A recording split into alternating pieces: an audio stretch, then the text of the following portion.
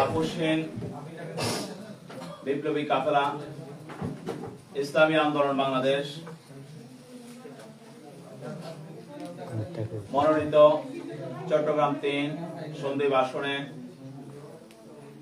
হাত থাকা প্রতীকের সংসদ সদস্য পদপ্রার্থী বিশিষ্ট শিক্ষাবিদ, সমাজসেবক, দ্বীপ জনতার অকৃত্রিম বন্ধু, জননেতা অধ্যাপক মোহাম্মদ আমজাদ হোসেন সাহেবের জনপ্রত্যাশার ইশতেহার ঘোষণার আনুষ্ঠানিক কার্যক্রম এখনই শুরু হতে যাচ্ছে। শুরুতে মহাগ্রন্থ আল কোরআনুল কারীম থেকে তেলাওয়াত করার জন্য আহ্বান করছি কারি কামরুল হাসানকে।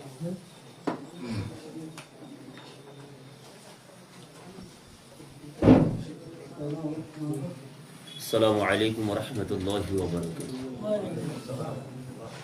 أعوذ بالله من الشيطان الرجيم.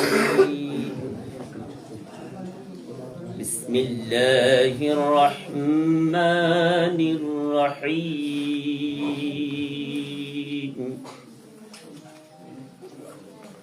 وقالوا الحمد لله الذي صدقنا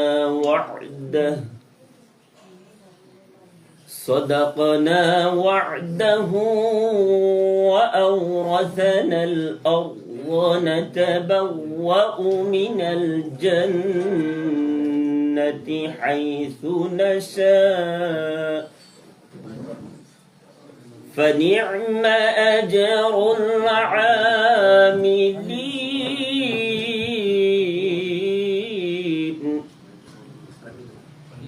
وترى الملائكة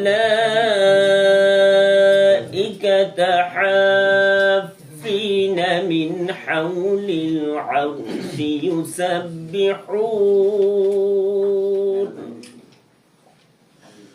يسبحون بحمد ربهم وقضي بينهم بالحق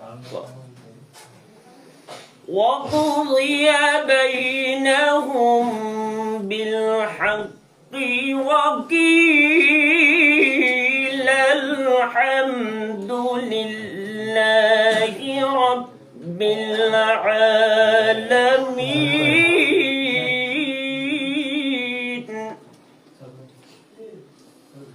وقضي بينهم بالحق وقيل الحمد لله رب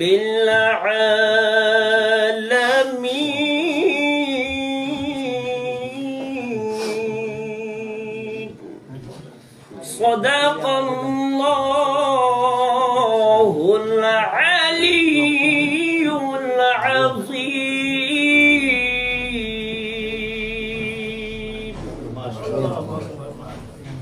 আলহামদুলিল্লাহ।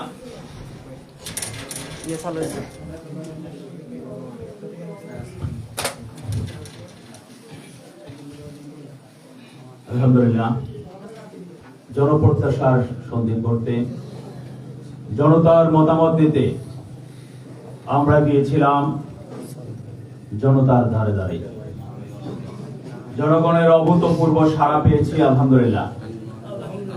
শতাধিক সে মতামত ও পরামর্শ হতে দ্বীপ জনতার বন্ধু ইসলামী আন্দোলন বাংলাদেশ মনোনীত চট্টগ্রাম ৩ সন্দ্বীপ আসনের সংসদ সদস্য পদপ্রার্থী জননেতা অধ্যাপক মোহাম্মদ আমজাদ হোসেন ভাই সন্দ্বীপবাসীর উদ্দেশ্যে আগামী দিনের কমিটমেন্ট, প্রতিশ্রুতি, অভিব্যক্তি ইশতেহার আকারে আজ আনুষ্ঠানিকভাবে ঘোষণা দিবেন আমাদের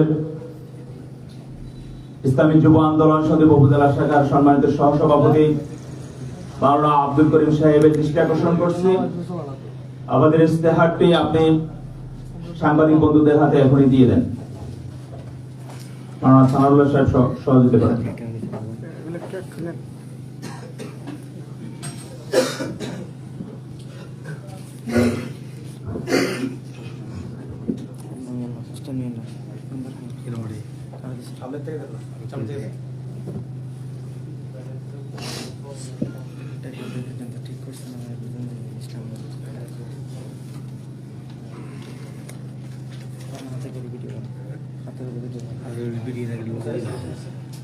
আলহামদুলিল্লাহ, এর ফাঁকে আমরা দুজন সম্মানিত আলেমের সংক্ষিপ্ত শুভেচ্ছা বক্তব্য শুনবো। এরপরে নির্বাচনী ইশতেহার ঘোষণা হবে ইনশাআল্লাহ। আজকে আমাদের মাঝে উপবিষ্ট রয়েছেন ইসলামী আন্দোলন বাংলাদেশ সন্দ্বীপ উপজেলা শাখার সাবেক সম্মানিত সভাপতি, ইত্তেহাদুল মাদারিসিল কওমিয়া সন্দ্বীপের সম্মানিত সভাপতি, মদিনাতুল উলুম মাদ্রাসার সম্মানিত মুহতামিম,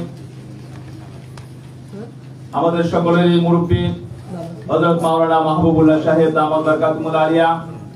আমাদের মাঝে উপবিষ্ট রয়েছেন আমাদের বর্তমান সভাপতি মাওলানা মীর ইসমাইল সাহেব।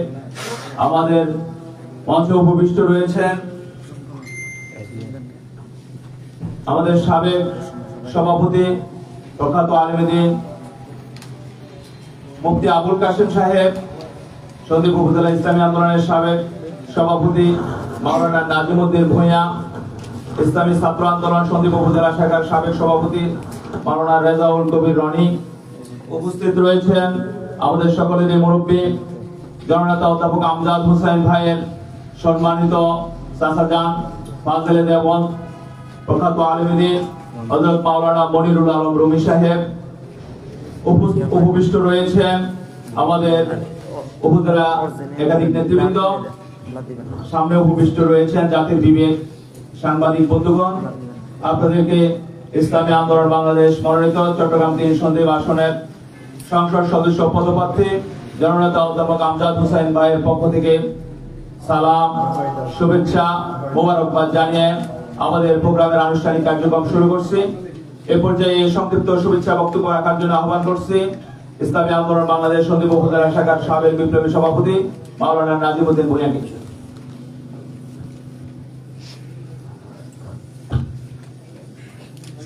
আসসালামু আলাইকুম ওয়া রাহমাতুল্লাহ। নাহমাদুহু ওয়া নুসাল্লি আলা রাসূলিহিল কারীম। আম্মা বা'দ, ফাআউযু বিল্লাহি মিনাশ শাইতানির রাজীম। বিসমিল্লাহির রাহমানির রাহিম। আনি আ'বুদুল্লাহ ওয়া ইসতানিবুত তাগুত। সাদাকাল্লাহুল আযীম। জনপ্রত্যাশা সন্দ্বীপ করতে ইসলামী আন্দোলন বাংলাদেশ মনোনীত বিশ্বের চরমায় দিক নির্দেশনায় ইসলামী আন্দোলন বাংলাদেশের হাত পাকা প্রতীকে সন্দ্বীপ থেকে যিনি নির্বাচন করছেন, সন্দ্বীপের সর্বস্তরের আপামর জনসাধারণের আকাঙ্ক্ষার প্রতীক জননেতা জনাব অধ্যাপক আমজাদ হোসেন আজকে হাত পাকা প্রতীকের অধ্যাপক আমজাদ সাহেবের নির্বাচনী ইশতেহার তিনি ঘোষণা করবেন। সন্দ্বীপের জন্য ওনার করণীয়, সন্দ্বীপের ৩.৫ লক্ষ মানুষের ভাগ্যের পরিবর্তনের জন্য তিনি যে স্বপ্ন আকাঙ্ক্ষা পালন করছেন, আজ তিনি তা প্রকাশ করবেন। শুধু আজকেই নয়, তিনি দীর্ঘ 10 বছর পর্যন্ত সন্দ্বীপের প্রত্যন্ত অঞ্চলে স্কুল, কলেজ, সরকারি এবং কওমি মাদ্রাসায় এবং পাশাপাশি সর্বস্তরের জনসাধারণের মাঝে ইতিমধ্যেই তিনি সার্বিক সহযোগিতার মাধ্যমে জনগণকে অকৃত্রিম ভালোবাসা দিয়ে জনগণের অন্তরে তিনি আস্থা করে নিয়েছেন। আমরা আশা রাখি সন্দ্বীপের একটা পরিবর্তনের স্বপ্ন আমরা দেখছি। আজকে অসুস্থ অবস্থায় হাজির হয়েছে, উপস্থিত রয়েছেন সন্দ্বীপের কৃতি সন্তান বর্ষিয়ান আলেমে দ্বীন ইসলামী আন্দোলন বাংলাদেশের সাবেক সংগ্রামী বিপ্লবী সভাপতি জনতা জনাব মাওলানা মাহবুবুল্লাহ সাহেব উপস্থিত রয়েছেন। সাবেক সভাপতি জনতা জনাব মুফতি মোহাম্মদ আবুল কাসেম উপস্থিত রয়েছেন। বর্তমান ইসলামী আন্দোলনের সংগ্রামী সভাপতি জনতা জনাব মাওলানা মীর মোহাম্মদ ইসমাইল উপস্থিত রয়েছেন। ইসলামী আন্দোলন বাংলাদেশ সঙ্গীত উপজেলা শাখার সংগ্রামী সাধারণ সম্পাদক জনতা জনাব মাওলানা সুলতানুল ইসলাম ভূঁইয়া সহ সর্বস্তরের নেতাকর্মী এবং জাতির বিবেক সাংবাদিক বন্ধুগণ, আজকে আমরা অত্যন্ত আনন্দের সাথে জানাচ্ছি সন্দ্বীপের উত্তর থেকে দক্ষিণ, পূর্ব থেকে পশ্চিম পর্যন্ত সর্বস্তরের মানুষ প্রফেসর আমজাদ সাহেবের জন্য উদ্গ্রীব এবং অপেক্ষা করছে যে 12 তারিখ নীরব বিপ্লবের মাধ্যমে, ভোট বিপ্লবের মাধ্যমে হাত পাকা প্রতীকে সুচিন্তিত মতামত দিয়ে সন্দ্বীপের সর্বস্তরের জনগণ, ব্যবসায়ী, কৃষক, শ্রমিক, মজদুর, মজলুম, ধর্ম, বর্ণ, জাতি নির্বিশেষে অধ্যাপক আমজাদ সাহেবকে আমরা 12 তারিখে হাত পাকা প্রতীকে নিজেদের সুচিন্তিত মতামত দিয়ে আর অবহেলিত সন্দ্বীপ নয়, আর বঞ্চিত সন্দ্বীপ আমরা দেখতে প্রস্তুত নই। আমরা সন্দ্বীপকে রাজধানীর সাথে সম্পৃক্ত করে গোটা বাংলাদেশের প্রত্যেকটি সংসদীয় আসনের মাঝে সন্দ্বীপকে আমরা মডেল হিসেবে উপস্থাপন করতে চাই। আর সন্দ্বীপকে যদি আমরা গোটা বাংলাদেশের মডেল হিসেবে আমরা যদি দেখতে চাই, বর্তমানে যারা নির্বাচন করছেন তাদের মধ্যে আমরা দেখতে পাই উদ্যমী, কর্মঠ, শান্তিপ্রিয় এবং জনগণের সাথে যিনি মিশে আছেন তিনি হলেন সেই অধ্যাপক আমজাদ হোসাইন। আমরা বড় আশা করেছিলাম বাংলাদেশের ইসলামের পক্ষে একটা বাক্স আসবে। বিশ্বের চরমনাই ইসলামী আন্দোলনের আমির সেই জন্য নিরলস প্রচেষ্টা চালিয়েছিলেন। দুঃখজনক হলো দিনের কারণে স্পষ্ট হয়েছে ভাগ্যের নির্মম পরিহাস। একটি দল বছরের পর বছর জনগণকে আল্লাহর আইন সত্যের শাসনের কথা বলে আজকে তারা বিভিন্ন ভাবে ঘোষণা করছে আমরা নির্বাচিত হলে ইসলাম প্রতিষ্ঠা করবো না, আমরা নির্বাচিত হলে বোরকার বিধিবিধান আমরা পরিচালনা করবো না। বিভিন্ন ধরনের অদ্ভুত কথাবার্তা এসেছে, যার কারণে পীর সাহেব চরমনাই বাংলাদেশের সর্বস্তরের বিজ্ঞ ওলামায়ে কেরামের সুপরামর্শে তিনি ইসলামের পক্ষে যে বাক্সের ঘোষণা দিয়েছিলেন সেই বাক্স আজ তিনি ইসলামী আন্দোলনের পক্ষ থেকে তিনি ঘোষণা করেছেন। বাংলাদেশের প্রত্যন্ত অঞ্চলের নেই সন্দ্বীপের সর্বস্তরের জনগণ ইসলাম প্রিয়, ইসলামমুখী এবং আলেম ওলামাদের সাথে সন্দ্বীপের সর্বস্তরের জনসাধারণের একটা আস্থা, সমর্থন এবং ভালোবাসার যে সম্পর্ক রয়েছে, এই সব কিছু তুমি দিয়ে আমরা সন্দ্বীপের সর্বস্তরের ওলামায়ে কেরাম সহ সর্বস্তরের জনসাধারণ অধ্যাপক আমজাদ সাহেবের আজকের এই উদ্যোগ এবং 12 তারিখের জন্য আমরা প্রস্তুতি গ্রহণ করছি।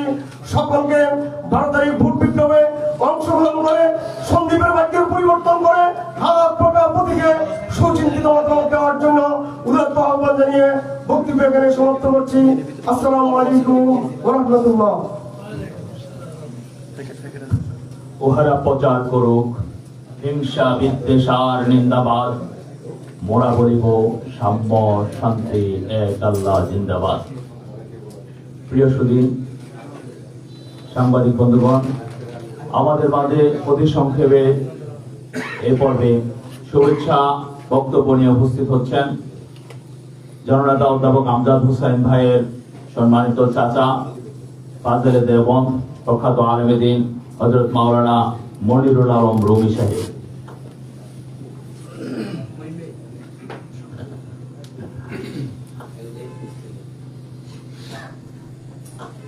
আলহামদুলিল্লাহি রাব্বিল আলামিন ওয়াসসালাতু ওয়াসসালামু আলা আশরাফিল মুরসালিন সাইয়্যিদিনা মুহাম্মদ ওয়া আলিহি ওয়া আসহাবিহি আজমাইন, আম্মা বা'দ। আসলে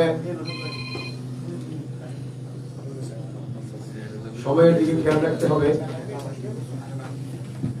এখানে তো ইশতেহার পাঠ করা হবে এবং সাংবাদিক বন্ধুরা আছেন,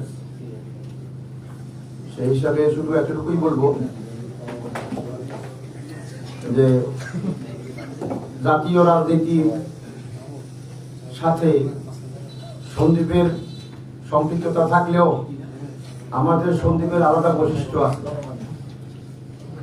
এবং আমাদের সমস্যা সংকুল এই জনপদের সমস্যাও ভিন্ন মাত্রা, সারা দেশের মতো একরকম না। এই জন্য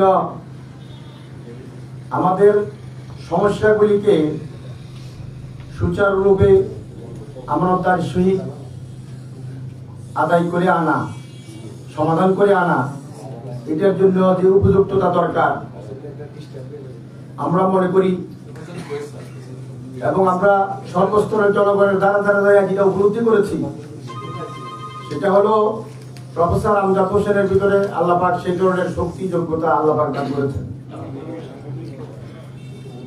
আমরা বিভিন্ন জায়গায় বলে থাকি এবং কোরআনে কারীমের মধ্যে আছে, ইন্না খায়রা মান ইস্তাজারতা আল কাউইয়ুল আমিন।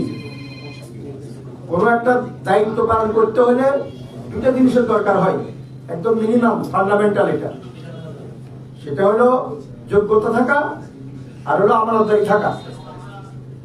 আর এই দুটাই মানদণ্ডে আমাদের আমজাদ হোসেন উত্তীর্ণ। আলহামদুলিল্লাহ আমরা সেই জন্য আমরা আপনাদের কাছে আবেদনটা রেখে বলতে চাই যে আপনারা এই দুইটা দৃষ্টির আলোকে আপনারা আমাদের প্রফেসর আমজাদ হোসেনকে আপনারা মূল্যায়ন করবেন। আলহামদুলিল্লাহ রাব্বিল আলামিন।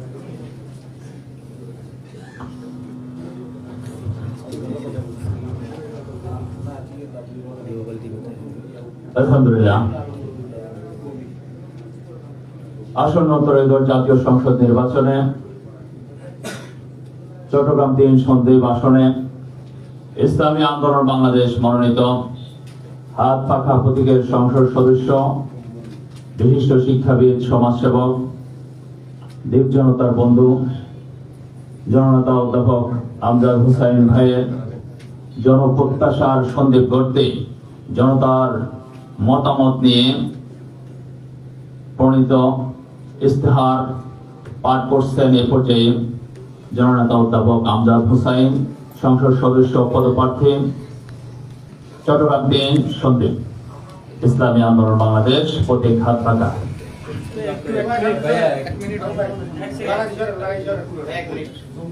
আমরা একটু ভিডিও নিয়ে নিই, তারপর আজ আমরা লাগা দিয়ে লাগা দিয়ে বসে যান।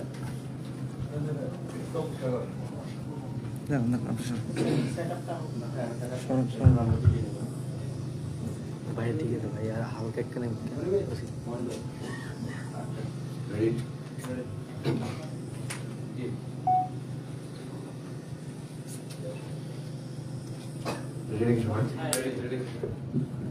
আসসালামু আলাইকুম ওয়া রাহমাতুল্লাহি ওয়া বারাকাতুহু। নাহমাদুহু ওয়া নুসাল্লি আলা রাসূলিল কারীম, আম্মা বাদ। আজকে এই মঞ্চে উপবিষ্ট আমার সম্মানিত মুরব্বী এবং আমার সামনে উপবিষ্ট জাতির বিবেক সাংবাদিক ভাই বন্ধুরা, আজকে আপনাদেরকে ডেকেছি। আপনারা জানেন আমাদের ত্রয়োদশ জাতীয় সংসদ নির্বাচন আগামী 12 তারিখে অনুষ্ঠিত হবে। সেই নির্বাচনকে নিয়ে আমার দল তথা আমার একটি প্রতিশ্রুতি আছে, কয়েকটি প্রতিশ্রুতি আছে। আপনারা জেনে আনন্দিত হবেন যে এই প্রতিশ্রুতিগুলো আজকে আপনাদের সামনে যে প্রতিশ্রুতিগুলো আমি পড়ে শোনাবো সেগুলো কিন্তু আমার একক হাতে করা প্রতিশ্রুতি নয়। আমি গত কয়েকদিন পূর্বে সোশ্যাল মিডিয়ায় আমন্ত্রণ জানিয়েছিলাম, জনমতামত নিয়েছিলাম, সন্দ্বীপ নিয়ে ভাবনা নিয়েছিলাম যে মানুষ সন্দ্বীপের জন্য কি চায়। এই ধরনের অনেকগুলো মতামত আমাদের কাছে এসে জমা পড়েছিল। সেগুলো থেকে আমরা যতটুকু সম্ভব যাচাই বাছাই করে যেগুলো সন্দ্বীপবাসীর যথাযথ উন্নয়নের জন্য উপযোগী বলে আমরা মনে করেছি, আমরা সেই মতামতগুলো আমাদের আজকের যে ইফতার বইটি আপনাদেরকে দেওয়া হয়েছে, ওর মধ্যে আমরা লিপিবদ্ধ করেছি। আমি মোহাম্মদ আমজাদ হোসাইন, ইসলামী আন্দোলন বাংলাদেশ মনোনীত হাত পাকা প্রতীকের প্রার্থী, চট্টগ্রাম 3 সন্দ্বীপ। আজকে আমার ইশতেহার পাঠ করব আপনাদের সামনে।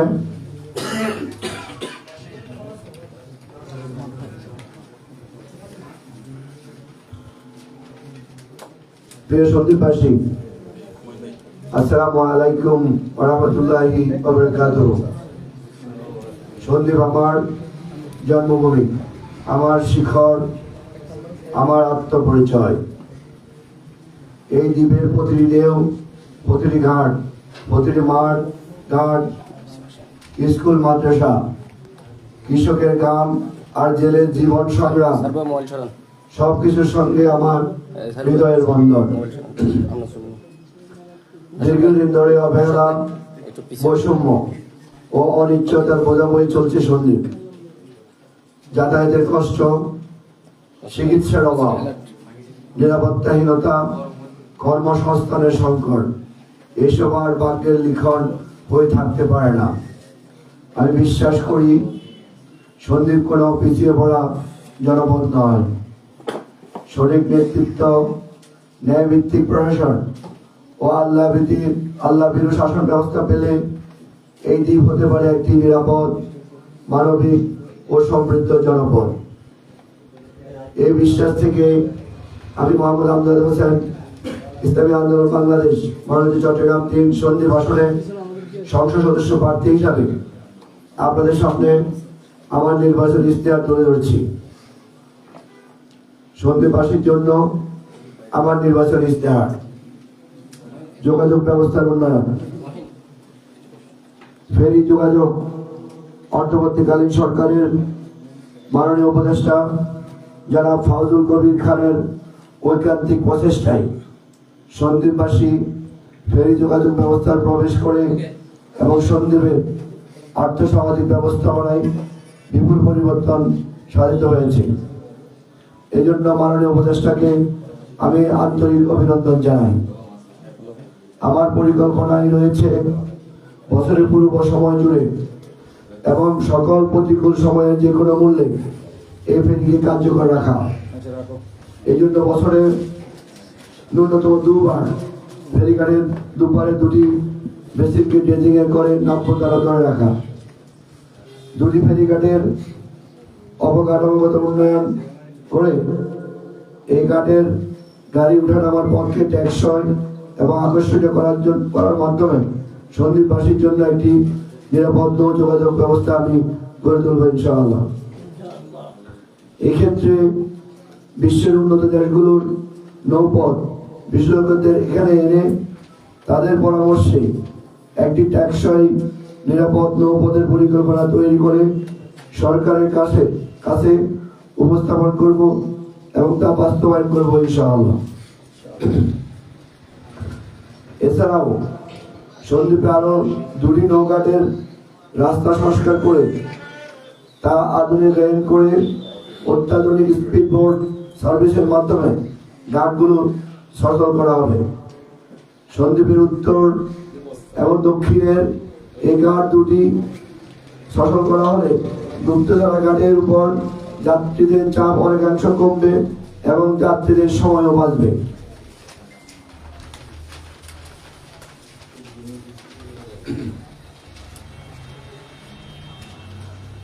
প্রস্তাবিত সন্দ্বীপ উরিচ্চর ক্রস ড্যাম বাস্তবায়ন করে বিচ্ছিন্ন ইউনিয়ন উরিচ্চরের সাথে সন্দ্বীপের যোগাযোগ ব্যবস্থার অচলাবস্থা নিরসন করা হবে এবং একসাথে উরিচ্চরের সর্বগ্রাসী নদী ভাঙ্গন রোধ হবে।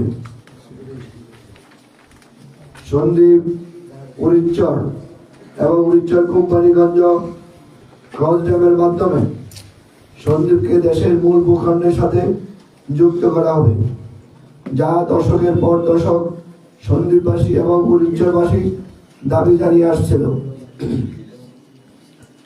আমি নিজেই সরজমিনে 2 বার উরিচ্চর পরিদর্শন করে দেখেছি। সেখানে রাস্তাঘাটের বেহাল দশা একটি মাত্র মূল সড়ক, তাও ইটের সলিং করা। সন্দ্বীপের একটি ইউনিয়ন হলেও কোনো সরকারের আমলে কেউ সমান তালে পরিচয়ের প্রতি নজর দেয়নি। আমি নির্বাচিত হলে সন্দ্বীপের অন্যান্য ইউনিয়নের মতো পরিচয়ের জন্য সমান নজর দেব ইনশাআল্লাহ। স্বাস্থ্য সেবা খাতের উন্নয়ন। সন্দ্বীপের অত্যন্ত অবহেলিত এবং বঙ্গুর স্বাস্থ্য খাত নিয়ে আমি সুপরিকল্পিত কিছু কাজ করতে চাই। সন্দ্বীপের 3 প্রান্তে 3টি ও বিচ্ছিন্ন মূলিচরে একটি আধুনিক মানের স্বাস্থ্য কেন্দ্র গড়ে তুলতে চাই।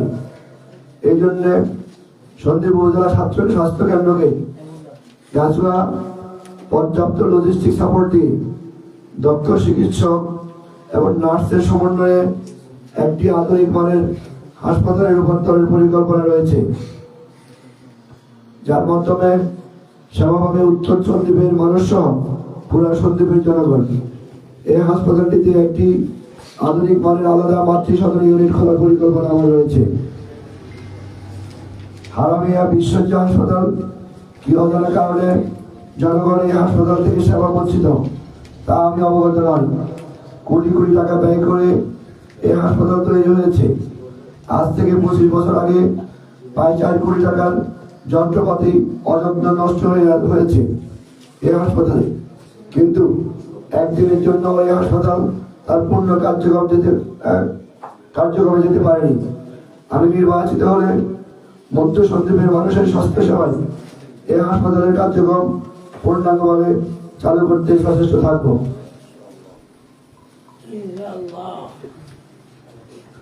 দক্ষিণ সন্দ্বীপ শিবারহাট একটি উপস্বাস্থ্য কেন্দ্র রয়েছে। বাইরে থেকে দেখতে মনে হয় তবে এটি একটি ভুতুড়ে বাড়ি।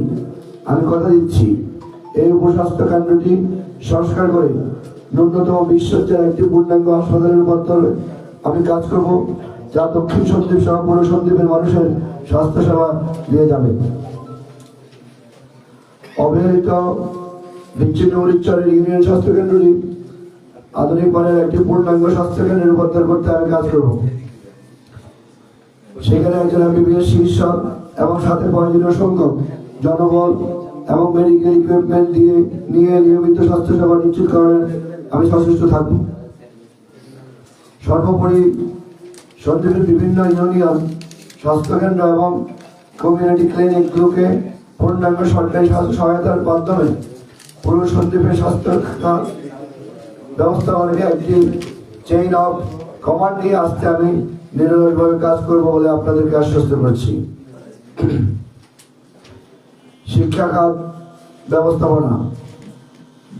দ্বীপের শিক্ষার্থীদের সুবিধার জন্য আমি একটি সরকারি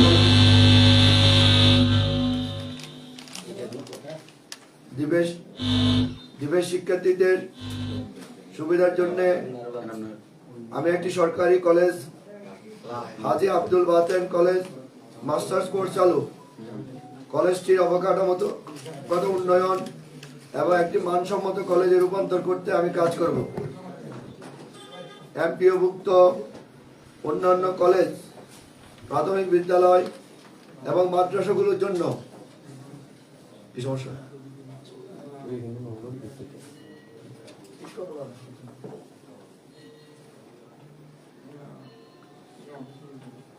এমপিওভুক্ত অন্যান্য কলেজ, প্রাথমিক বিদ্যালয় এবং মাদ্রাসাগুলোর জন্য সরকারি যাবতীয় বরাদ্দ এবং সহযোগিতা সংশ্লিষ্ট প্রতিষ্ঠানগুলোর সাথে সমন্বয় করে প্রয়োজনীয় এবং উপযুক্ত স্থানে প্রদানের ব্যবস্থা করব।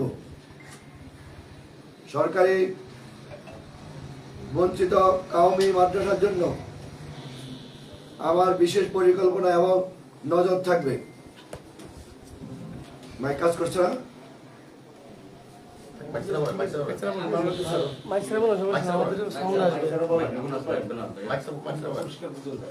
নিরাপত্তা ব্যবস্থাপনা।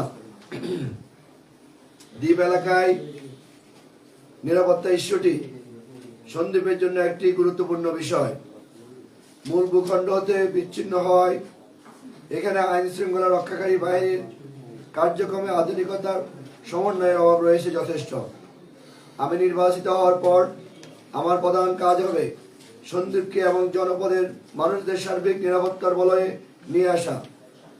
আমি সন্দ্বীপের 4 লক্ষ মানুষের প্রতিনিধি হিসাবে প্রথমে আমার ঘোষণা থাকবে, একজন লোককেও বিনা অপরাধে সন্দ্বীপ থেকে পালাতে হবে না, সে যে দলের হোক।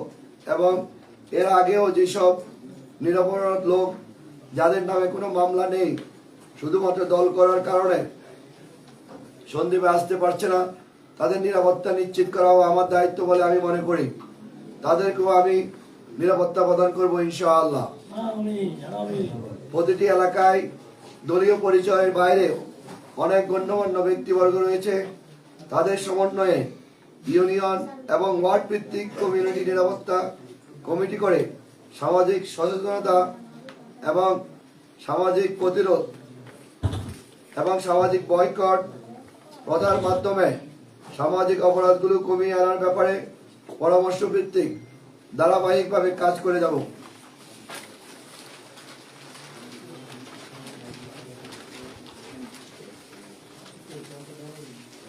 সন্দ্বীপের উত্তর এবং দক্ষিণে 2টি পুলিশ ফাঁড়ি স্থাপন করে পুরো সন্দ্বীপকে একটি নিরাপত্তার নেটওয়ার্কে নিয়ে আসতে আমি শুরুতে কাজ করে যাব। প্রবাসীদের সম্মান এবং নিরাপত্তা। সন্দ্বীপ একটি প্রবাসী অধ্যুষিত এলাকা। জীবিকার প্রয়োজনে এখানকার অনেক বাসিন্দা জীবনের দীর্ঘ সোনালী সময় ভিন্ন দেশে কাটায়। পরিবার পরিজন নিয়ে সুখে থাকার জন্য তাদের এমন ত্যাগ স্বীকার করতে হয়। দেশের প্রতি রয়েছে তাদের গুরুত্বপূর্ণ অবদান, কিন্তু দুঃখের বিষয় দেশের মাটিতে পা রাখতেই তাদের হয়রানির শিকার হতে হয় পদে পদে। সন্দ্বীপে প্রবেশের ঘাটগুলোতে চরম হয়রানি এবং বারবার খারাপ আচরণের মুখোমুখি হতে হয়েছে অনেক প্রবাসীকে। এই জন্য আমার পরিকল্পনা রয়েছে, প্রবাসী কল্যাণ মন্ত্রণালয়ের ব্যবস্থাপনায় ঘাটের দুপারে প্রবাসীদের জন্য 2টি হেল্প বুথ থাকবে, যেখান থেকে প্রবাসী যাত্রীরা টিকিট করা, মালামাল যত্ন সহকারে নৌযানে তোলা, মালামালের জন্য ন্যায্য ভাড়া নির্ধারণ সবকিছু থাকবে। বুথের কর্মকর্তাদের সাথে আমার বিশেষ মনিটরিং টিম থাকবে এবং একটি 5 ডিজিটের হেল্প নম্বর থাকবে।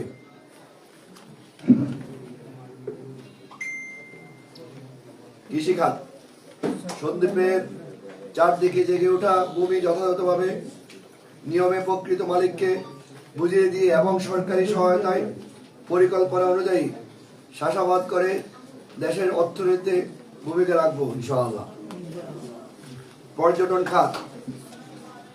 সন্দ্বীপের চারপাশে রিং বাঁধ এবং আকর্ষণীয় রাস্তা তৈরির মাধ্যমে দেশ বিদেশে পর্যটক আকর্ষণ করে সন্দ্বীপকে এমন একটি পর্যটন হাব করার পরিকল্পনা রয়েছে। ক্রীড়া খাত।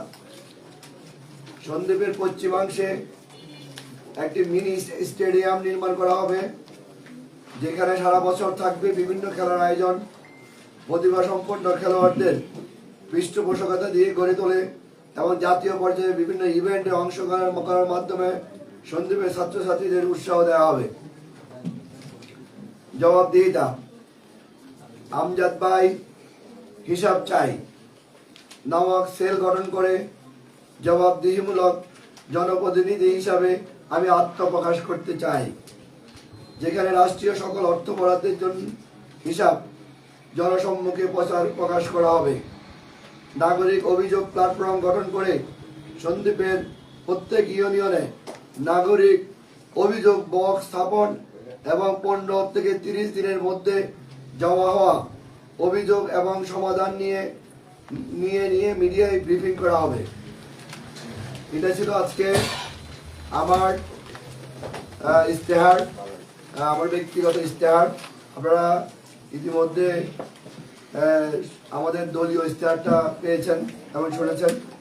দলের বাইরে আমি যেহেতু আপনাদের এই সন্দ্বীপের জনপ্রতিনিধি হওয়ার ইচ্ছা পোষণ করছি, সেই হিসাবে সন্দ্বীপবাসী আমার কাছ থেকে জানার অধিকার রাখে যে আমি যদি সন্দ্বীপবাসীর পবিত্র পদে নির্বাচিত হই, তাহলে আমি সন্দ্বীপবাসীর কল্যাণে কী কী কাজ করব, সেগুলো আজকে আপনাদের মাধ্যমে আমি সন্দ্বীপবাসীকে জানিয়ে দিয়েছি।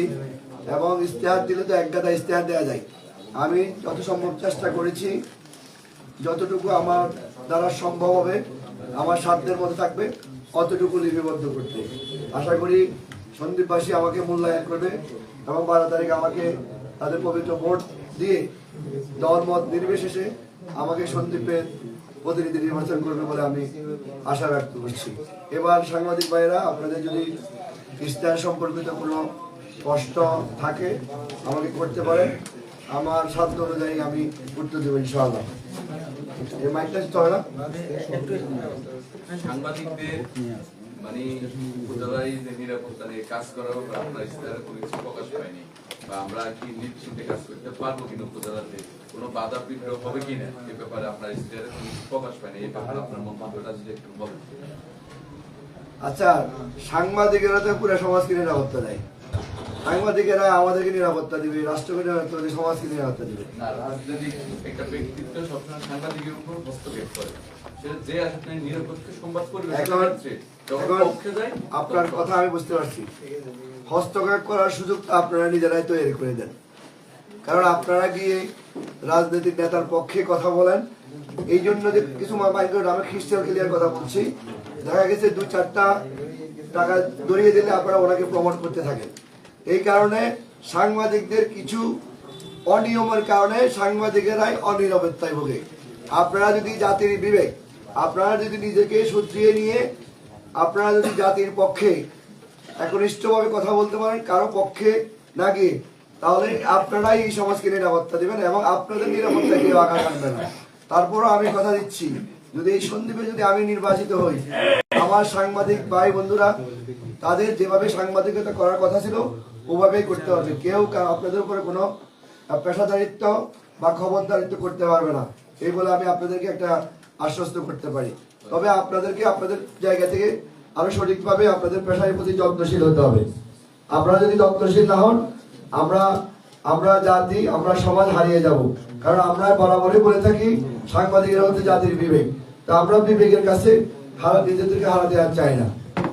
নিশ্চয় আপনি আমার প্রশ্নের উত্তর পেয়েছেন।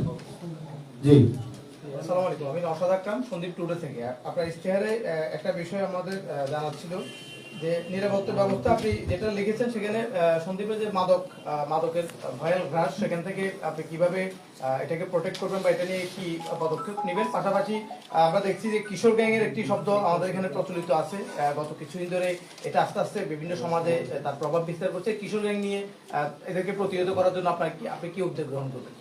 আচ্ছা, আমরা কখন মাদকে আসক্ত হয়ে যাই?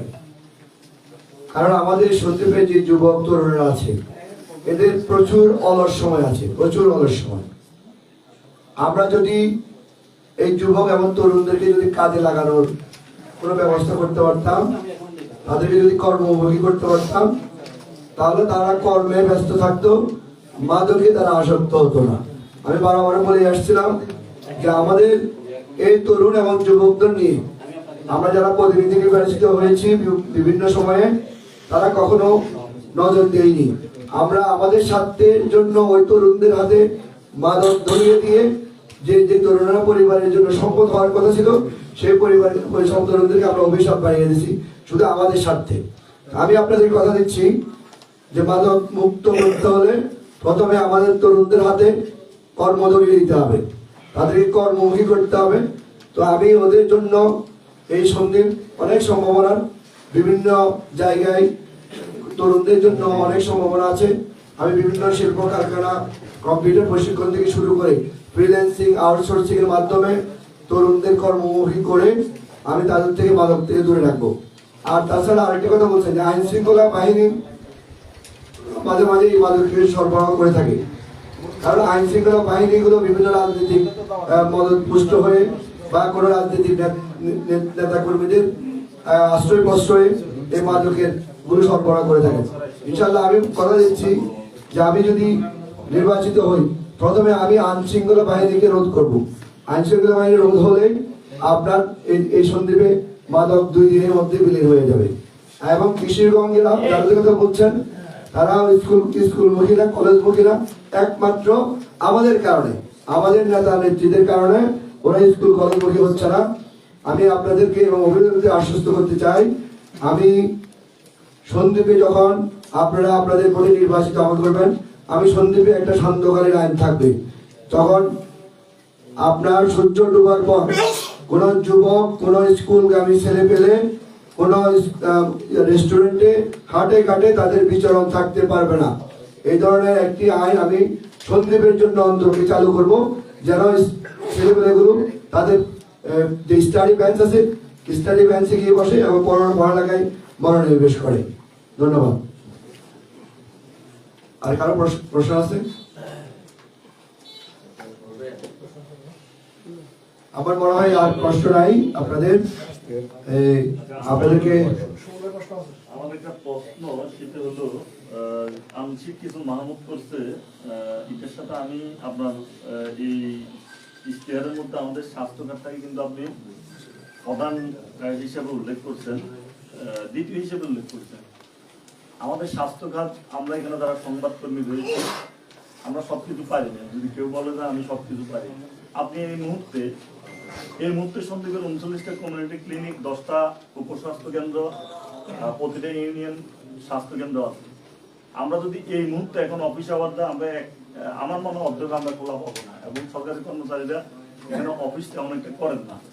আপনি যদি এমপি হতে পারেন বা আপনি যদি সংসদ সদস্য নির্বাচিত হতে পারেন, এই ক্ষেত্রে জনগণের স্বাস্থ্য সেবার দোরগোড়া পৌঁছে দেওয়ার জন্য আমরা কিন্তু সন্দ্বীপের মানুষ খুবই, আমরা তেমন একটা সরকারি কোনো স্বাস্থ্য সেবা পাই না।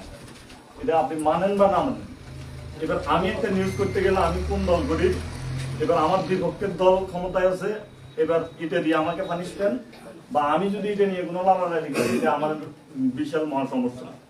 সেদিকে ওই যে বললো যে আরেকটা বিষয় হলো, আমরা সংবাদকর্মীরা যে কোনো সংবাদ নির্ধারিত করতে পারবো যে তুমি এনে ইয়ে করছো গেল, অতীতে আমরা দেখেছি তুমি এনে বিশাল মানা আছে, তুই জানো না। এই বিষয়গুলো আপনি যদি সংসদ সদস্য নির্বাচিত হতে পারেন, কিভাবে? ভাই, আমাকে শুধু আমার দায়িত্ব আপনাদেরকে দিয়ে দিলাম। কারো প্রতি, আপনাদের সাংবাদিক, আপনাদের পেশার প্রতি আমার কোনো মান অভিমান থাকবে না, কোনো নিষেধাজ্ঞা থাকবে না। এটা হচ্ছে আমার প্রথম কথা। আপনারা যদি আমাকে দোষ ত্রুটি তুলে না দেন, তাহলে আমি কিভাবে বলবো যে আমার দোষ ত্রুটি আছে? আপনারা আমার দোষ সম্পর্কে বলতে হবে। এবং আমার কোনো কর্মী, আমার তো কর্মী নাই, আপনারাই সবাই আমার কর্মী, আমার কেউ গিয়ে আপনাকে বলবে না হিসাবের মান আছে। অন্তত আজকে আমি এখানে দাঁড়িয়ে বসে আপনাদেরকে কথা বলছি। দ্বিতীয়ত, একটা আপনি স্বাস্থ্যসেবা নিয়ে বলছেন, অনেকগুলো কমিউনিটি ক্লিনিক আছে বলছেন না, সেগুলো সেবা পাচ্ছে না। আমি আপনাকে কথা দিচ্ছি, সরকার যদি আমাকে কোনো মনিটরিং সেল গঠনে সহায়তা না করে, আমি আমার ব্যক্তিগত উদ্যোগে আমি একটি মনিটরিং সেল গঠন করবো, যে সন্দ্বীপের প্রত্যন্ত অঞ্চলে, প্রতিটি অঞ্চলে যেখানে যে স্বাস্থ্যকেন্দ্রগুলো আছে সেগুলো যথাযথভাবে কাজ করছে কিনা, সেটা আমি যদি আপনাদের উপরে নির্বাচিত হই, তার 2 সপ্তাহের মধ্যে আমি এই জিনিসটা আগে করবো, এবং আপনাদেরকে নিয়ে করবো। এবং আপনারা বিনা পয়সা করবেন না, সেটা আমার ফান্ড থেকে অথবা সরকার থেকে কোনো একটা থোককে আমি আপনাদের জন্য নিয়ে দেবো, এটা মনিটরিং করার জন্য।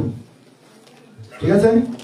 একটা প্রয়োজনীয় প্রশ্ন করছি, সেটা হলো সন্দ্বীপে আমরা একেবারে 60-এর দশক থেকে যেটা দেখে আসছি, যে আমাদের ভেঙে যাওয়া যে ভূমিগুলো পুনরুদ্ধার হয়, নদীর ভাঙনের কবলে যেভাবে বিলীন হয়ে যায়, আবার নতুন চর জেগে, সেটা কিন্তু আবার সন্দ্বীপে থাকছে না। রাজনৈতিক নেতৃত্বের অভাবে সবসময় আমাদের এই নিজস্ব ভূমিগুলো অন্যত্র চলে যায়, বিশেষ করে নোয়াখালীর অধীনস্থ হয়ে যায়। এই বিষয়ে নানা সময় নানা আন্দোলন, নানা সংগ্রাম আমরা স্থায়ীভাবে করেছি এবং আইনি যুদ্ধ আমরা করেছি, কিন্তু আসলে নেতৃত্বের অবক্ষয়ের কারণে সেটা কিন্তু আলোর মুখ দেখছে না।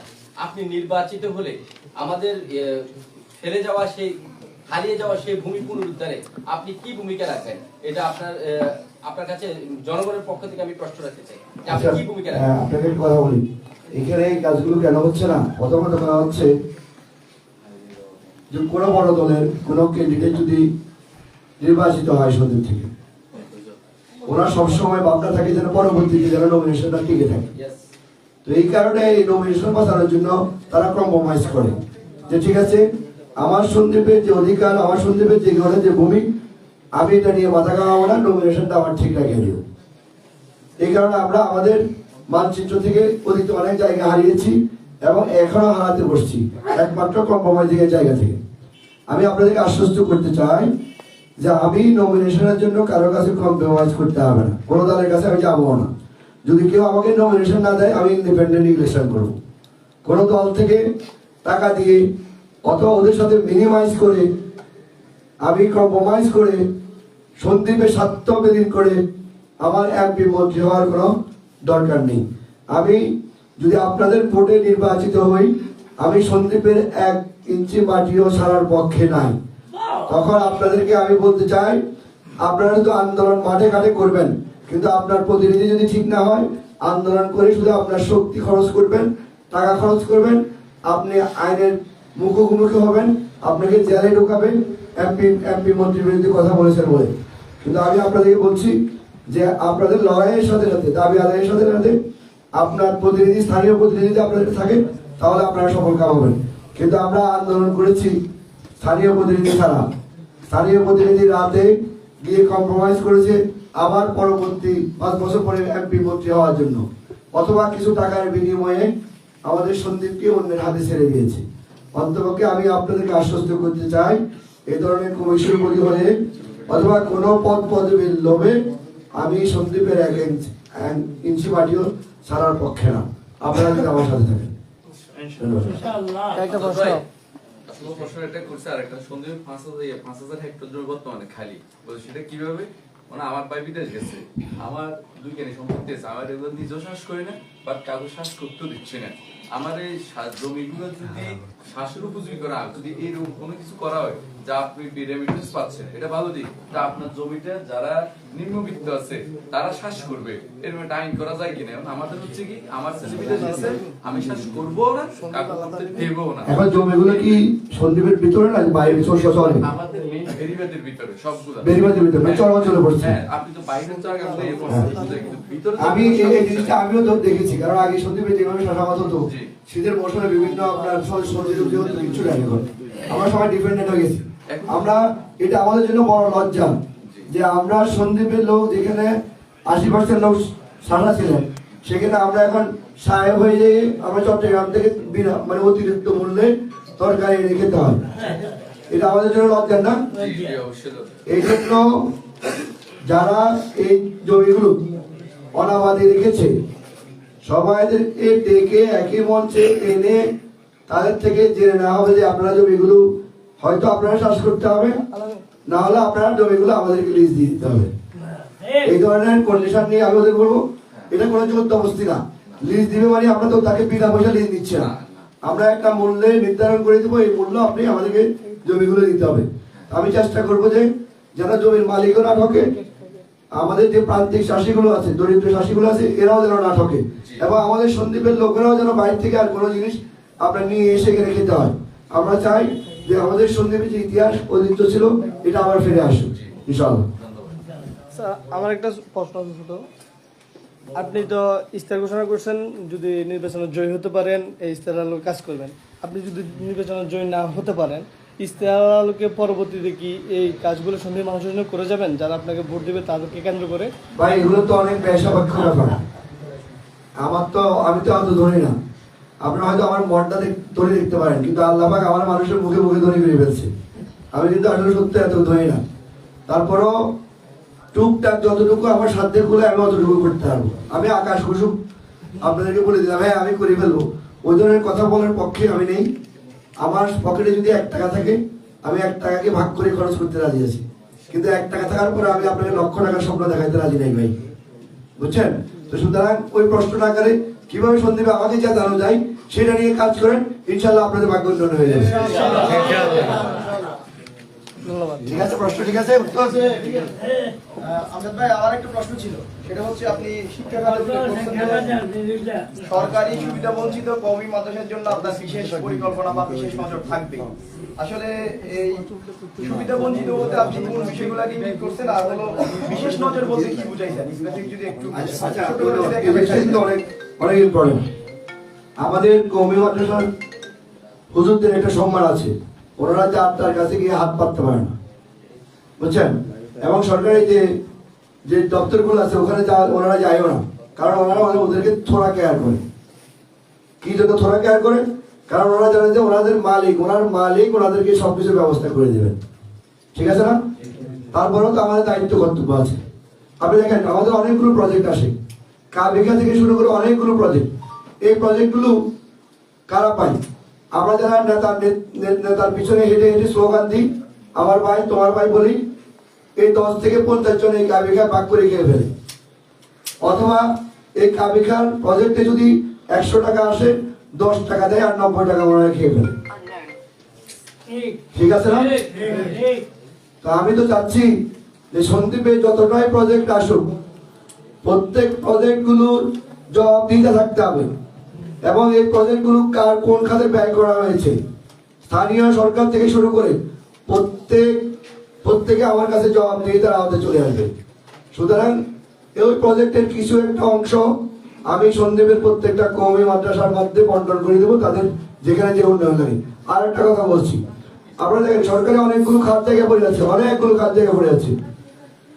তখন ওই খাত জায়গাগুলো সরকারের যখন প্রয়োজন হবে তখন সরকারকে ফিরিয়ে দেওয়া হবে, কিন্তু সরকারের প্রয়োজন না হলে আমি কওমি মাদ্রাসার যে আঞ্চলিক বোর্ড আছে, আমি ওই আঞ্চলিক বোর্ডকে আহ্বান করব এই জায়গাগুলো নিয়ে আপনারা কোনো কিছু কারখানা করে তোলেন। ওই কারখানা তোলার জন্য আমরা সরকার এবং আমি অর্থায়ন করব এবং ওইটা থেকে যে টাকাগুলো ওনারা আয় করবে সেগুলো বিভিন্ন অঞ্চলের কওমি মাদ্রাসা ব্যবহার করবে এবং আলিয়া মাদ্রাসাও পাবে এখান থেকে। ঠিক আছে?